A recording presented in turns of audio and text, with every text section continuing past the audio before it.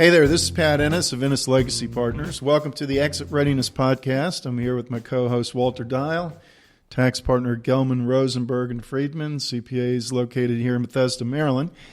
Our mission here on the Exit Readiness Podcast is to provide you, the business owner, with subject matter expertise on topics pertaining to building transferable business value or sellable value and planning for your eventual exit from the business. We want to help you exit successfully and on your own terms and conditions. So, Walter, and right as we say this almost every podcast, right at the heart of exit planning is building transferable value. It's not all about tomorrow. It's very much about today and working hard to build value today that can be sold tomorrow. And an owner who has a sellable business is going to have more options for exit. And so we talk a lot about building value. There's also the preserving value element, or de-risking, if you will. And so we always have that in mind as well. How can we build value, but how can we help a client or business owner preserve it by de-risking their business and themselves personally?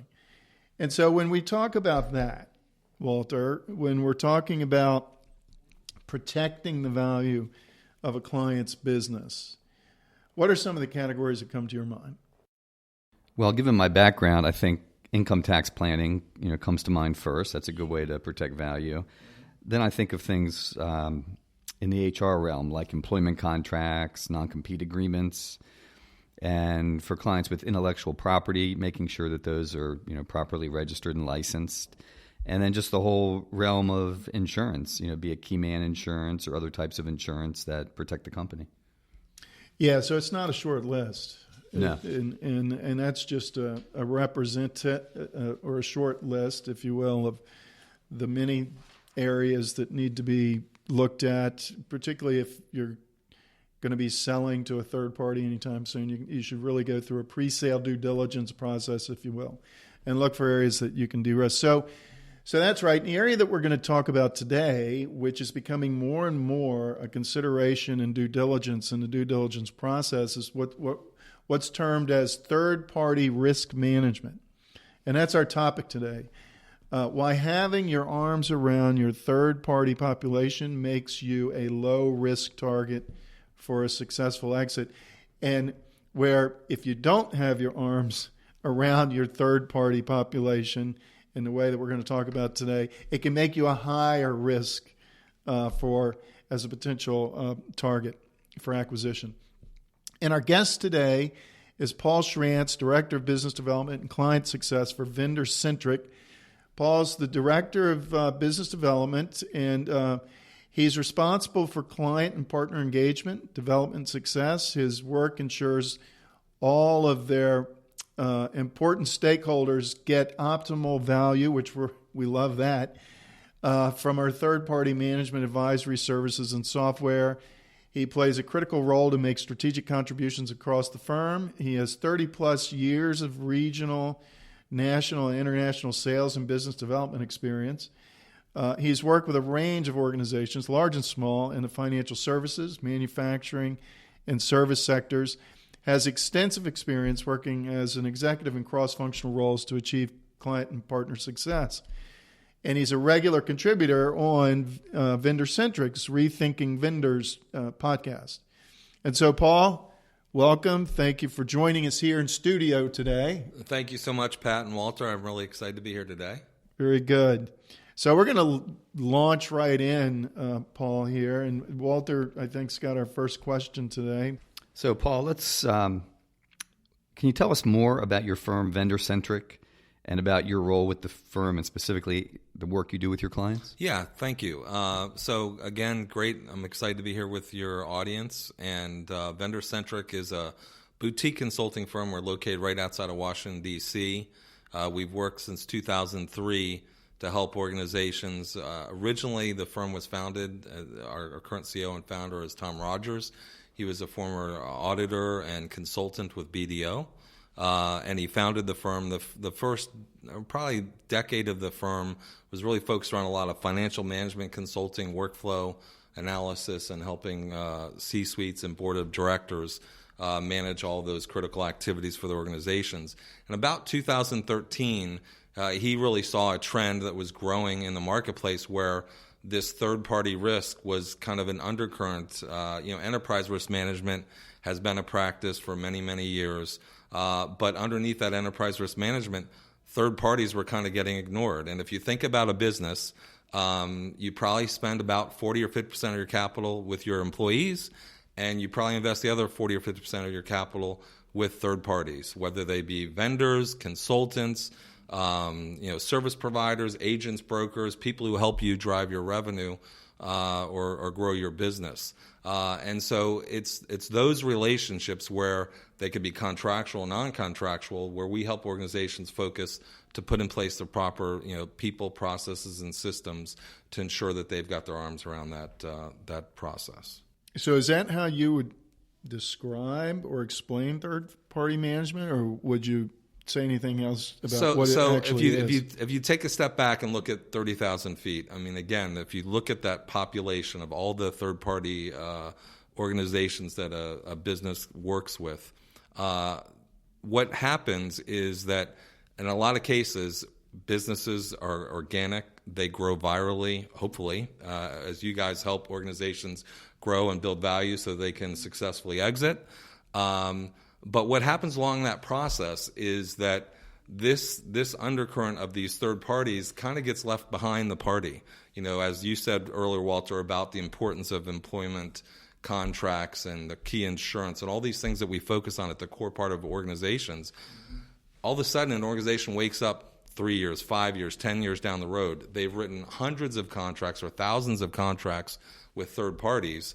They've been written by different business owners because they need a certain service or they need a certain type of software, something to drive the growth of the business. But there's no holistic approach to those relationships, and there's not the same discipline. If you look in an organization, as they get past 10 employees or 20 employees, they're going to have a director of human resources. When they get to hundreds of employees, they're going to have a chief human resources officer and a whole staff of people to manage human resources. With vendors and third parties, it's a very disparate, decentralized operation, and in many cases, some of it's looked at by legal, and there may be risk orientation, and there may be the business owners who are managing all this, but there's no central insight into, again, what is the risk underlying all those relationships. So really, third-party risk management is creating that organization, that structure around identifying the entire population of your third parties, and then putting a disciplined business process similar to human resources, but for the oversight of third-party relationships. So could you give us a specific example maybe of a situation you dealt with? Yeah, absolutely. So we work with a lot of organizations in highly regulated industries. Obviously, there's a lot of regulation, especially in the financial services industry, the health care industry, and also in the nonprofit NGO, the international aid space, because the federal government is giving out hundreds of billions of dollars of federal grant money to support those organizations. They want to ensure that that money is being used wisely and being invested and actually getting to the core mission that they're investing in. So what we typically find when we go into an organization, like I was describing earlier, we'll come into an organization, maybe the business has been, or the organization has been around for 10 or 15 years, and this organic growth has taken place. Well, one of the very first questions, we work with a lot of CFOs and chief operating officers and other C-level people. And as you're in this discussion, one of the first questions is, approximately how many vendors or third parties does your organization work with? And you get, in many cases, that blank stare across the desk because they really don't know. I mean, there's something in their accounts payable file. They have credit card files that people might be signing up for software. You take it for granted, but if someone uses a credit card and subscribes to, let's say it's a webinar software that they just want to be able to have access to do demonstrations and things, well, that's fine. But have they used the right company to do that? Is the right data security in place to ensure that all the communications that they might be sharing confidential information over the internet Do they have the proper security protocols? So is that where the risk is? Yeah. So the risk really. That's what we want to be clear on where the risk is. Yes, absolutely. So that's a great question, Pat. So the risk really resides in a couple different places. It obviously, there's just the financial risk of operating with organizations. Are you working with organizations that are financially secure and healthy? And if you're investing in core business relationships with them, you're not going to wake up tomorrow and find they're out of business, and now you're sitting there with your core, maybe your core software platform doesn't operate when you wake up in the morning.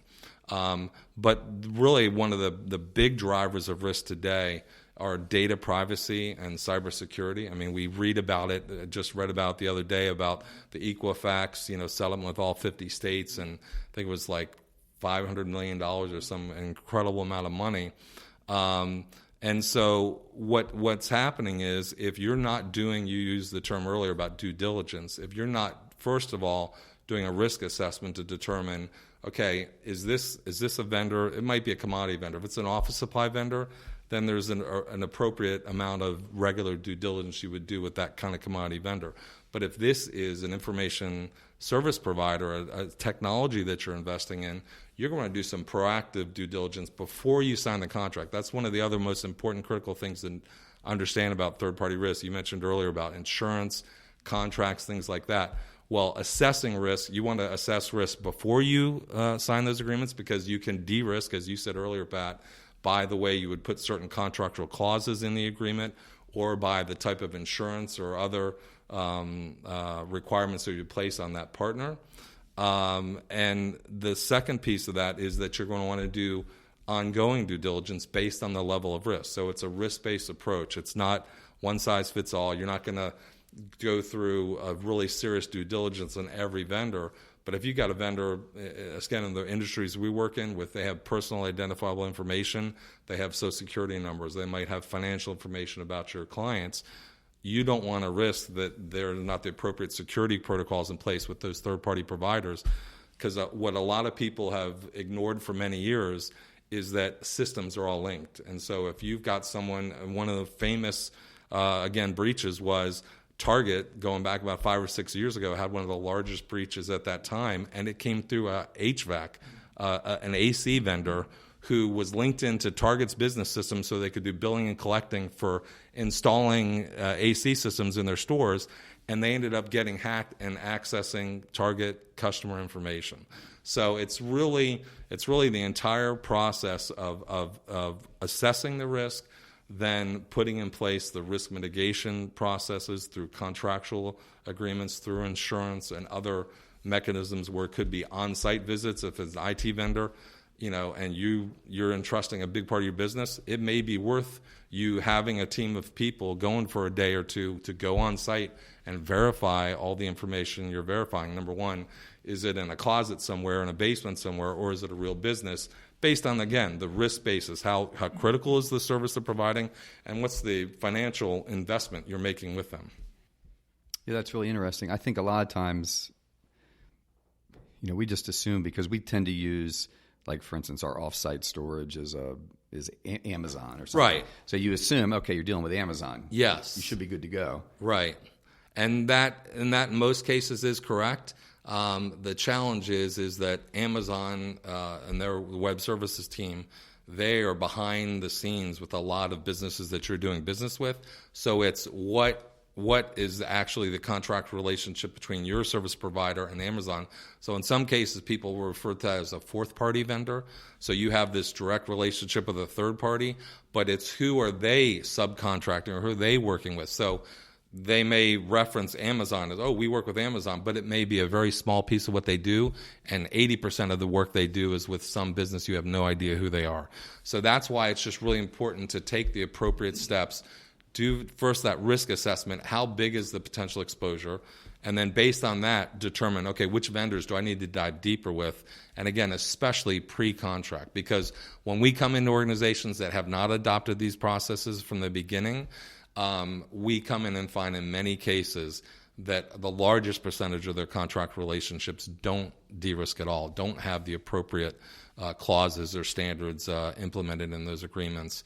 And again, if you think about enterprise risk management, as we're talking here today about the important work you guys do with preparing businesses to create optimal value to exit their business, the worst thing in the world you can do is wake up one day and go, oh, wow, we didn't realize that you had 250 contracts. Well, we knew you had 250 contracts, but we didn't realize that you have no idea what is the risk inside those 250 contracts.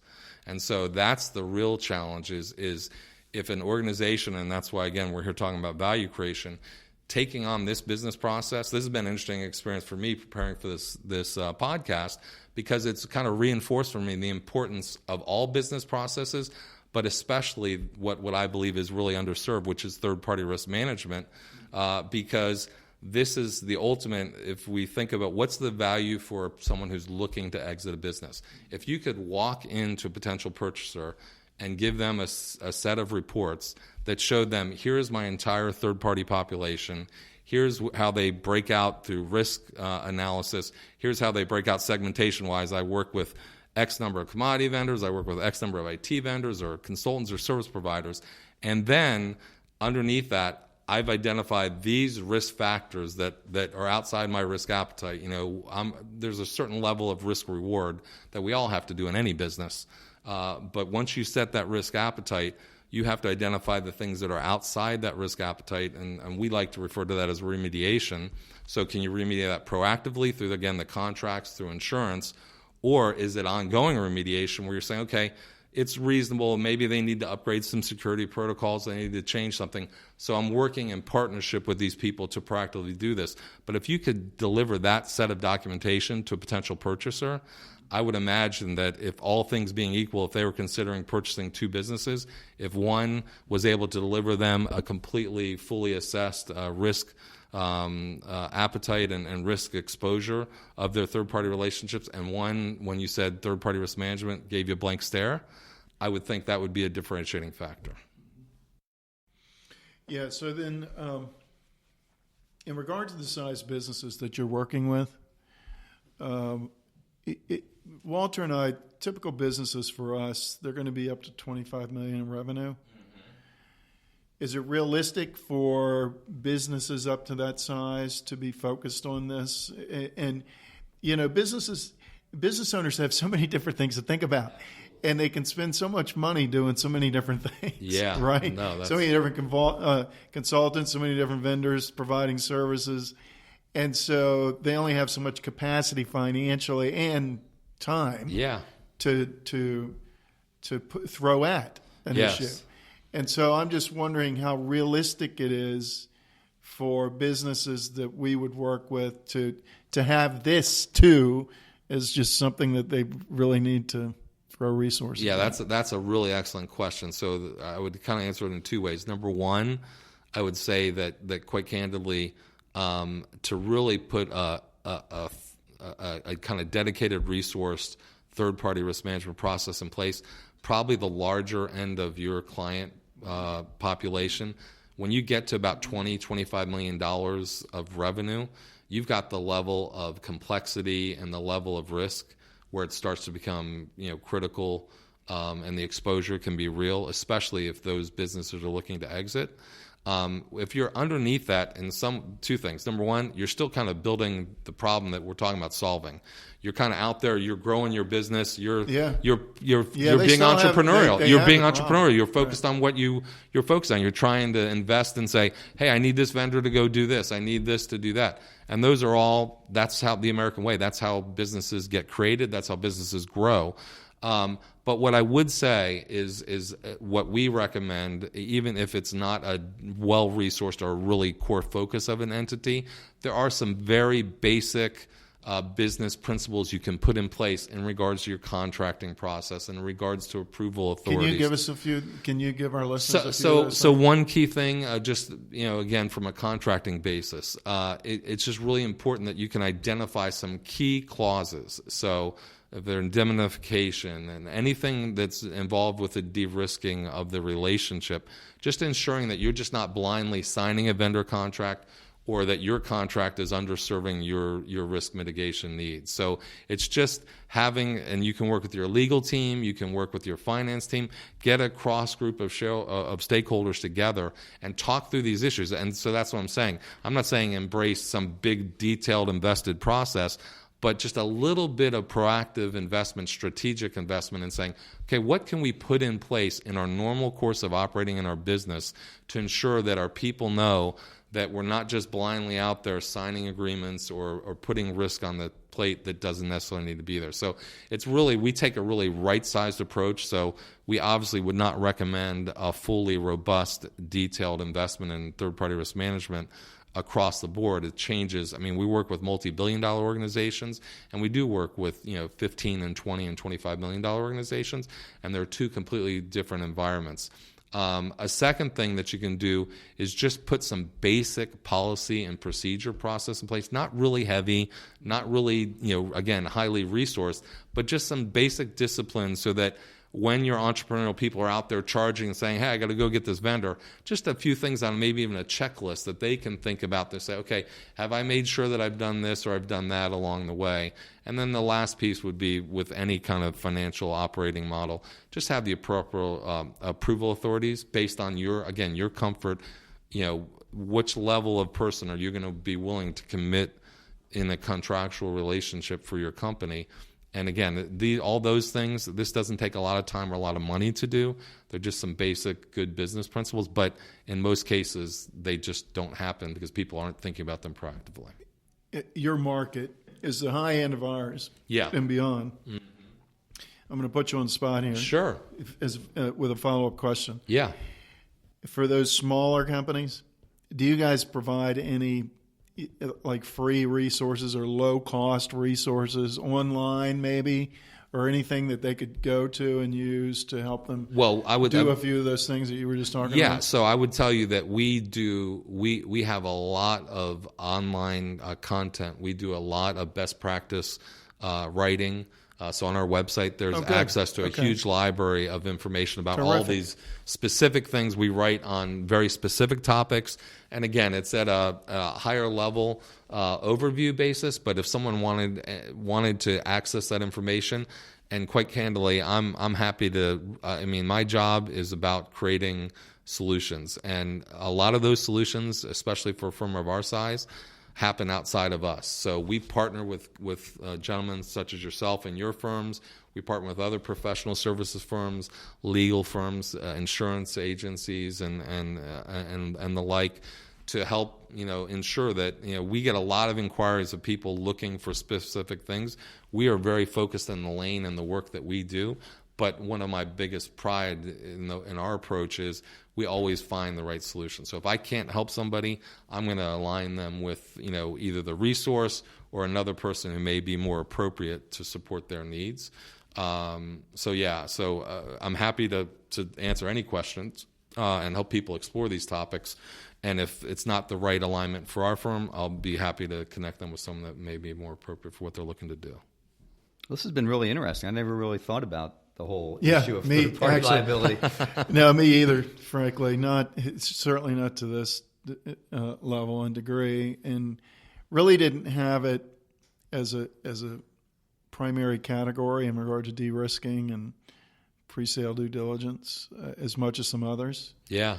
Here's a question. It sounds like at least a piece of what you guys do is cybersecurity related. Is there a crossover or correlation between you and a cybersecurity firm? Yeah, so that's an excellent question. So be honest with you, I never thought I'd be a podcaster. So that's one thing I never thought I'd be at this stage of my life. And I am now. I'm sitting here with you guys. Yeah. And you've hit the big time. And number two, I never thought I would be involved with anything having to do with cybersecurity or technology or anything else, because I'm just not that. That's not my background. That's not my nature. But the reality is, as we're talking about it, they're probably the one of the largest, if not the largest, risk to individual businesses and to our entire economy in the next decade plus. Because so much of our world is now totally interconnected. Our phones, our appliances, our computers. I mean, it's all, which is, my father-in-law used to tell me this saying. He said, your assets and your liabilities are one and the same. They're a mirror image of each other. He says, manage your assets, he goes, but really worry about your liabilities as well. Make sure you're really focused on those.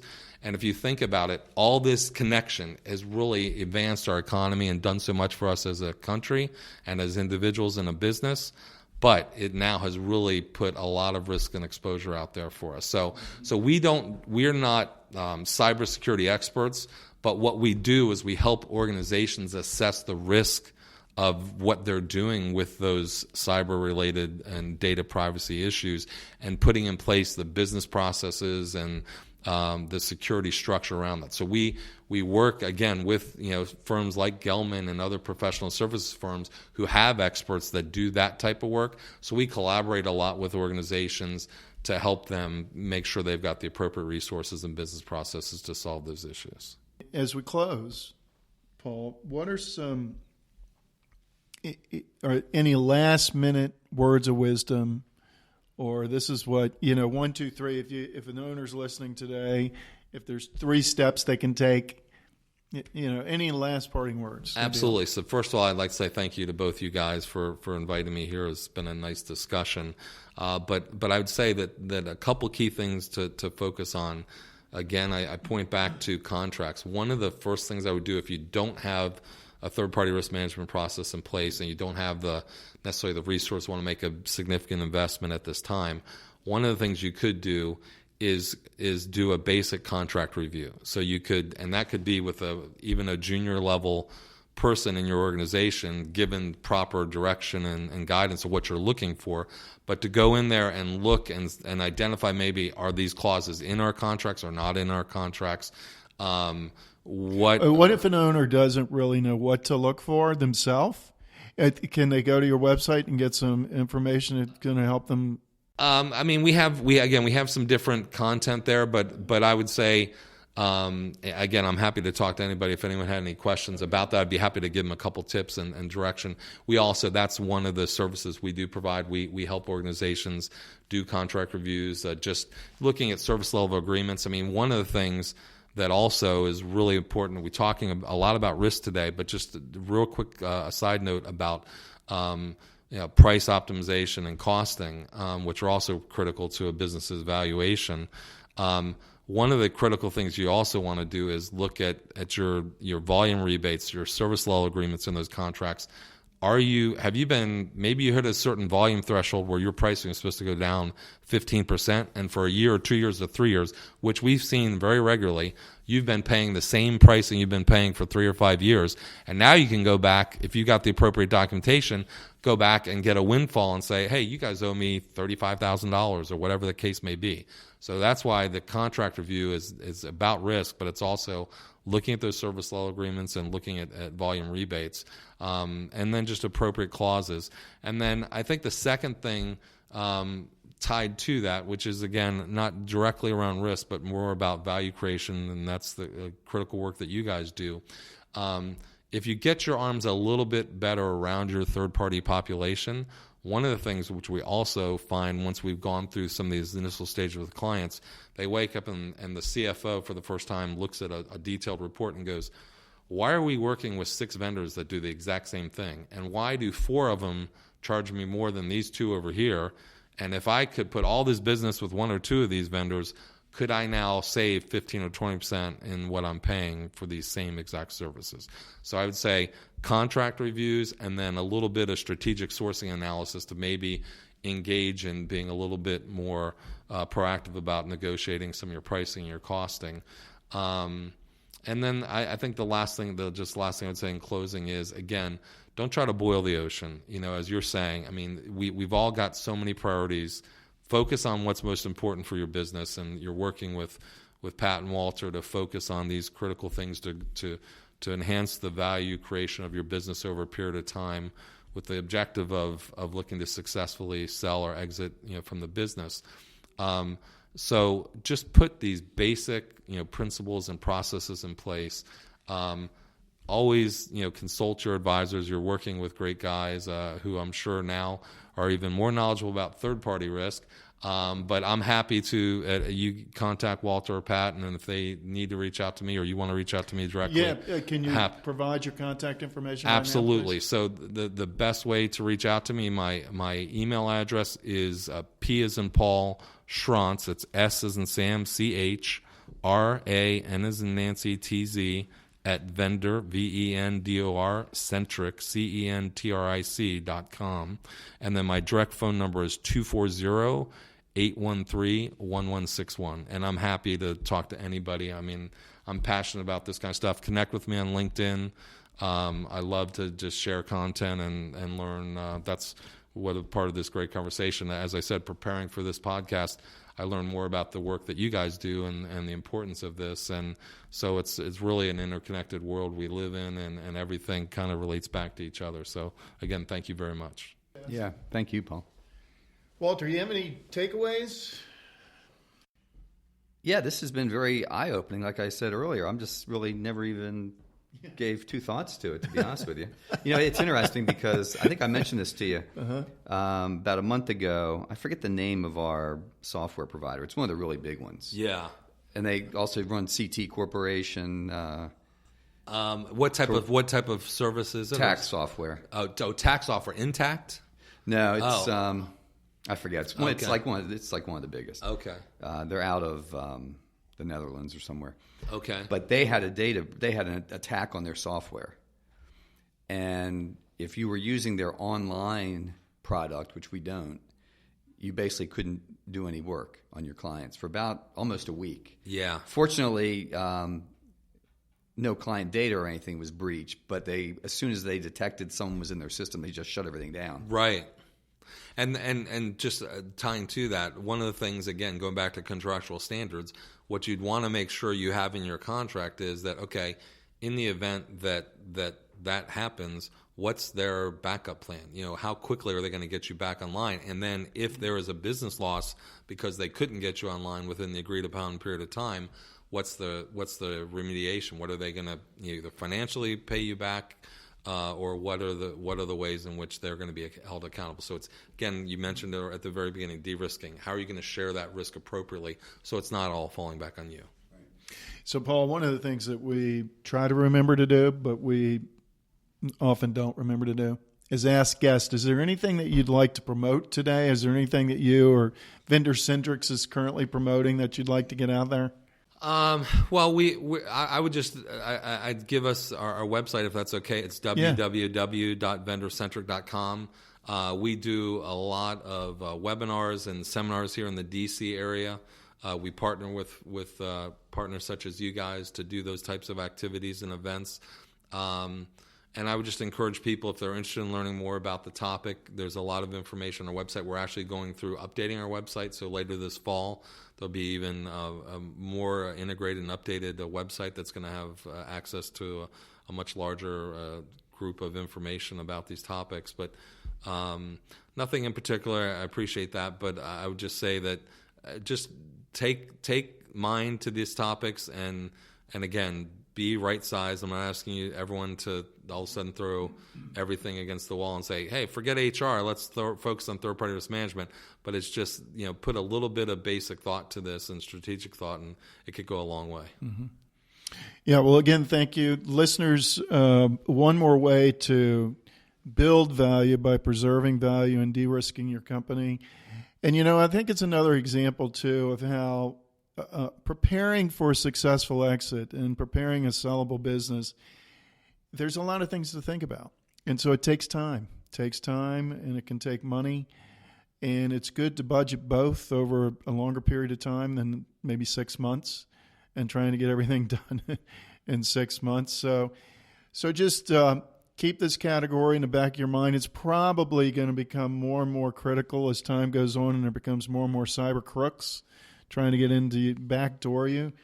So keep it in mind. Give Paul a shout out if you want some help with it. And as always, if you'd like to reach out to either Walter or myself in regard to building value or planning your exit, you can reach Walter at 301-951-9090. You can reach me at 301-859-0860.